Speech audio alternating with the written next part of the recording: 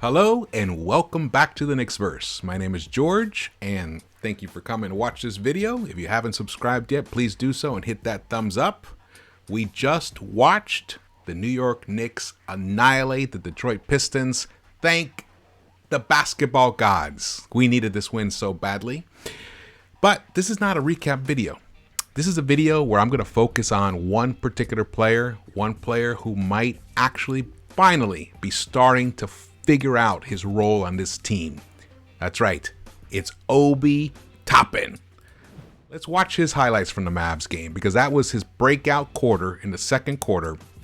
He was fantastic. He scored he hit 4 out of 5.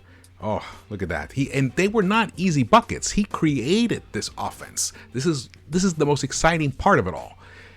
Truly, look, he beat this guy on the baseline. He also used he changed speeds, which was really wonderful. He even pulled up off the dribble for a jumper on the right side. And this shot, oh, that was fantastic. That's what we've been hoping for Obi. Now, the question is this just a one-game blip? Well, tonight he had a pretty good game. Let's look at what his stats were for tonight. He played 16 minutes, 3 of 8 he hit, but 2 of 4 from the 3. That's really encouraging. 8 points, plus 19. It wasn't, compared to the Mavs game, it wasn't as impressive, but it was still a really solid contribution, which is what we need from him so that Julius can get some rest. And Julius got a lot of rest in this game. My God, Julius scored 20 points in the first quarter. Fantastic. So something's been happening with Obi the past few games. I don't know if you guys remember back about a week and a half ago, maybe 2 weeks ago even, where Julius pulled him aside during the game and he was talking to him, giving him a little pep talk, trying to explain certain things. I think that was a turning point. It didn't immediately click, but if we look at his stats, well, we just showed you the Detroit stats, but we're going to look at the 4 games before the Detroit game, culminating with the Mavs game. Here we go. All right. So you see this here? Let's go to the larger screen. See this? This is good. See the orange? Orange is gold, blue is crap. If you look at the games before this, there's a lot of blue for Obi. A lot of blue, too much blue. So which is why Thibs couldn't keep him on the court.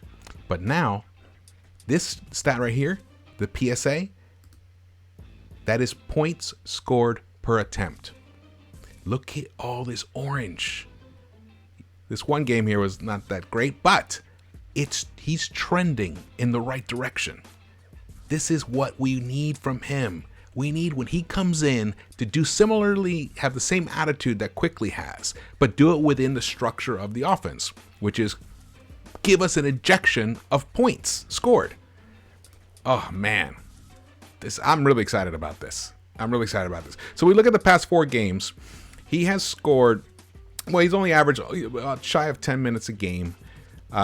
He's averaging about 5.3 points, nothing to write home about, but look at his field goal percentage. Nice. It's getting up there. Sweet, right? But his 3-point percentage, 16.7, which is why the Detroit game was so important, because there he hit 2 out of 4.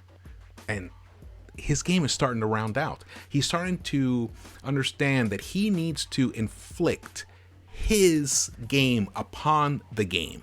He can't wait for things to come to him. When he gets it, but he's got to do it. He's got to find his spots on the floor, which it looks like he's doing now.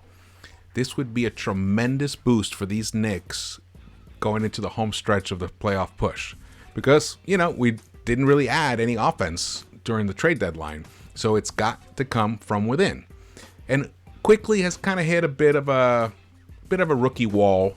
Though tonight he responded pretty nicely. What did he score tonight?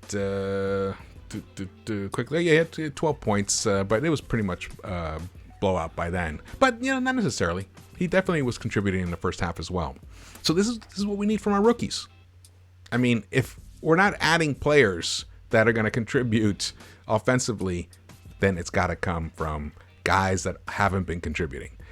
And now Obi Toppin is.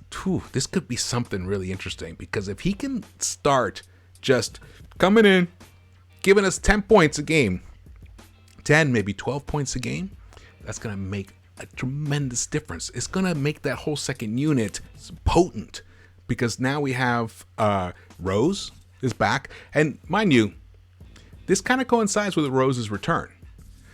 He helps to find Obi, but it wasn't just him finding him. Burks was looking for him. IQ found him. This is really encouraging. I believe that Obi Toppin is starting to pop for us, and I think he can continue going. We don't know. Rookies sometimes, they have a couple games where they play really well and then have a couple of shitty games.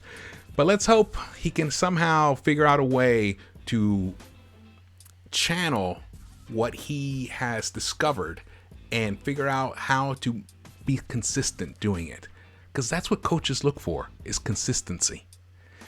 Much more so than, can this guy come in and give me 20 points? No, I want to know exactly what this guy can come in and give me, not what I hope he can give me. I want to know what he can give me. That's the way Thibs is. He's that kind of coach. And the other part is, Obi's been playing much better on the defensive side now. Much better. If you look over here, actually not this one. Oh man, I love looking at this. But even his assists rate is up. This is sweet. Let's see here. I thought it would be a plus minus on here. There's not.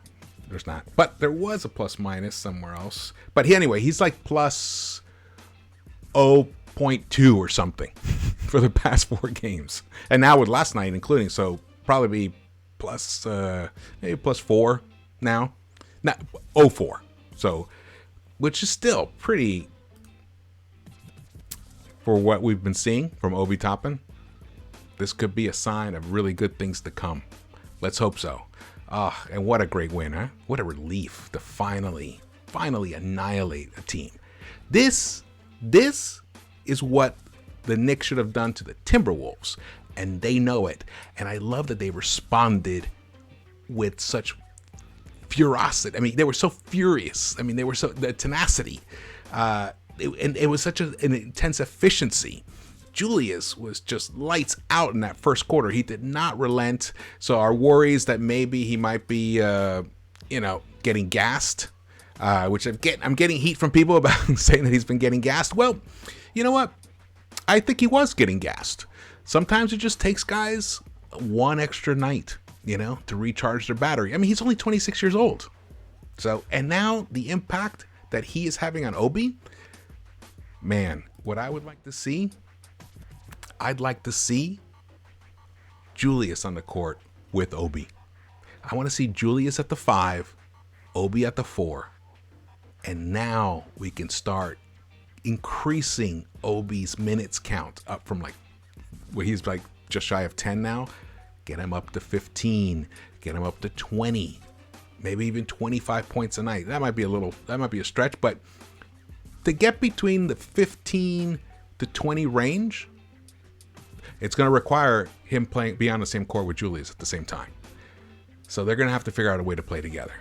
I really hope that that's in Thibs' plan. I know he had mentioned it a while back that it was, and he tried it for a brief moment, but Obi wasn't ready to respond. Obi may finally be ready.